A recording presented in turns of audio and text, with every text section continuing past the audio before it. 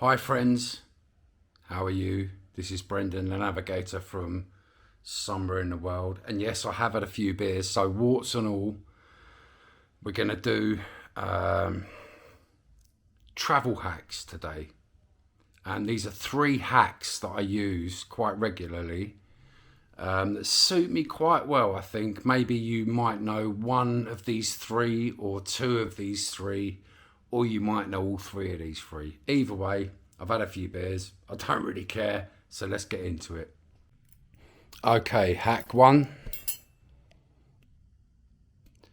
a metal fork and a spoon. Now, that might seem crazy to you, especially now I'm speaking after having a few beers. But when you come to Southeast Asia, if you're flying, that might be a different thing. You might not get away with it. But if you're traveling through land, then I recommend a fork and a spoon, purely because there's going to be times when you're caught out traveling, when you arrive late or you arrive early somewhere and you need to call on a grab just to get some food. Yeah, if you don't do the grab food, then I don't know how you survive, but for me, I do grab food. That's just how it works for me. But what I find is when I order the cutlery from wherever I'm ordering it from, their spoons are times four less that size and the forks are times four less that size. So you can't really shovel the big Western amount of food in your face, which you really need to do. Them stains on the sheets, I'm not sure what they're about actually, but yeah. So hack 101, a metal spoon and a metal fork, and I guess that works really well for families as well. If you've got kids or people that are traveling with you, you can order your grab or you can get your takeaway and you can fill your greedy face with a proper big spoon.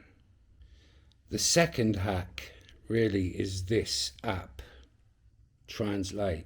Now wake up, stop saying that I don't know what people are saying, I don't know how to communicate. I've worked my way around the whole of Southeast Asia with this app. And most of the time, when you're trying to communicate with people that don't speak the same language, we get frustrated easily. But if you just use this app here, Translate, Google Translate, the youngsters are going now, oh, this is old news. The oldies amongst us, right? Get to know this app. This is going to help you out. I'll show you why right now. Oh, hold on.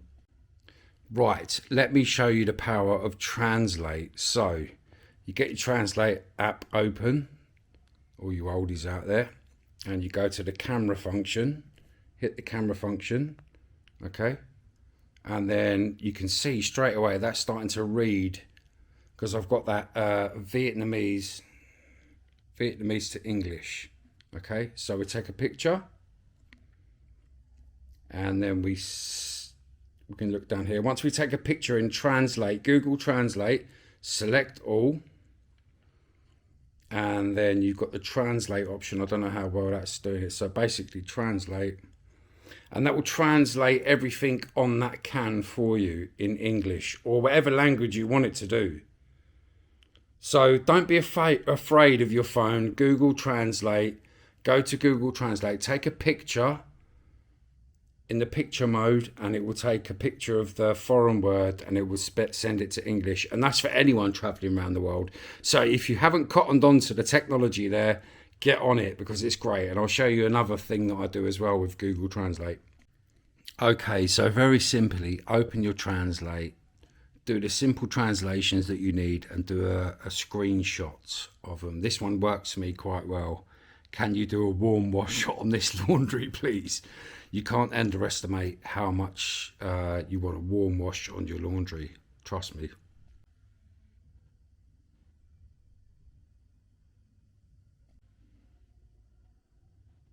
Very important one, this one. Otherwise, you'll be walking around for a long time. Loves me pork and me chicken.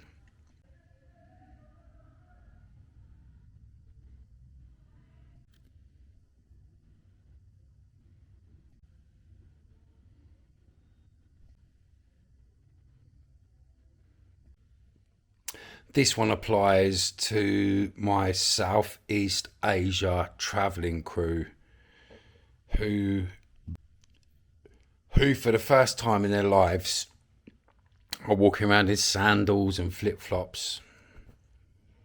scrubbing brush. A simple scrubbing brush. What you don't realise, maybe from a touristy place, is that you're used to wearing a shielded carcass around your feet, and you're not used to walking around in the environments that Southeast Asia offers. So you have to have one of these and scrub your feet, scrub your toes, scrub your fingernails, scrub your hands. Washing your hands and stuff is fine and everything's fine, but you need to scrub your feet. That's the only way. So hack part 3 of this hack is to buy a scrubbing brush and really get down onto your feet, because foot care is premier when you come to Southeast Asia. You've never realised it before, but it's the most important thing, because if you can't walk around on a couple of plates of meat that smell good and look good, then who the hell are you? Well, guys, thanks for listening to my 3 hacks that you're probably all laughing at, and I've had a few beers as well, but I wanted to give you the warts and all experience. Is it still following me? Yeah, it is, look. It's crazy. I wanted to give you the warts and all experience anyway, some of the hacks that I've learned along the way that suit me quite well, and pick them up and use them. So until next time, my friends, keep navigating.